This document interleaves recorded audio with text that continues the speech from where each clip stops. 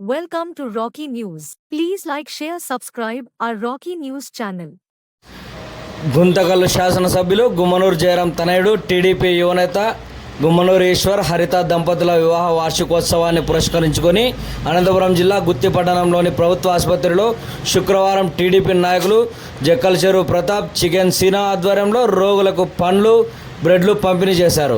ఈ కార్యక్రమంలో ప్రభుత్వ వైద్యాధికారి డాక్టర్ ఎల్లప్ప, టీడీపీ నాయకులు లక్ష్మణ్ చౌదరి, రమేష్, వాసు, నర్సులు తదితరులు పాల్గొన్నారు.